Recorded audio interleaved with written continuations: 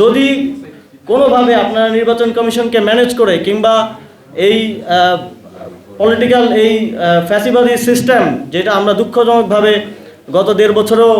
পুরোপুরি পরিবর্তন করতে পারিনি, সেটার মধ্য দিয়ে আপনারা বৈধতা পেয়ে যান, তাহলে মনে রাখবেন আপনাদেরকে রাজপথে প্রতিরোধ করা হবে, আপনাদেরকে আপনাদের আসনে প্রতিরোধ করা হবে, আপনাদেরকে আমরা আমাদের যেই সুপ্রিম কোর্ট আছে সেখানে আমরা আমাদের আইনি লড়াই চালাবো, কিন্তু কোনোভাবেই আপনাদেরকে আমরা শান্তিতে এখানে নির্বাচন করতে, এদেশের জনগণের প্রতিনিধিত্ব করার সুযোগ আমরা দিব না।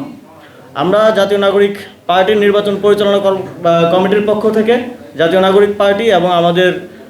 জোটের শরিকদের পক্ষ থেকে স্পষ্টভাবে এই বার্তাটা দেশবাসীর কাছে, নির্বাচন কমিশনের কাছে, অন্তর্বর্তীকালীন সরকারের কাছে দিতে চাই। আপনারা কোনোভাবে একটা দায়সারা নির্বাচন করে দিয়ে বা সেটেল নির্বাচন করে দিয়ে পার পেয়ে যাওয়ার কথা ভাববেন না। আপনারা মনে রাখবেন যে আপনাদের ওই চেয়ারগুলোতে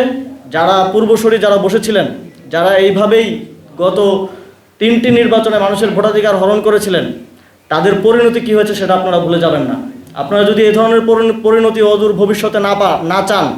তাহলে অবশ্যই আপনাদেরকে একটি সুষ্ঠু নির্বাচন আয়োজন করতে হবে, সেটার জন্য সর্বোচ্চ সদিচ্ছা দেখাতে হবে, এবং যদি কোথাও আপনারা বাধাগ্রস্ত মনে করেন সেটা আমাদেরকে জানান, আমরা আপনাদেরকে সহযোগিতা করব, বাংলাদেশের জনগণ আপনাদেরকে সহযোগিতা করবে। আবারও আপনারা যারা উপস্থিত হয়েছেন আজকের এই সংবাদ সম্মেলনে, আপনাদের সকলকে ধন্যবাদ জানিয়ে আমি আমার বক্তব্য এখানেই শেষ করছি। আপনাদের কোনো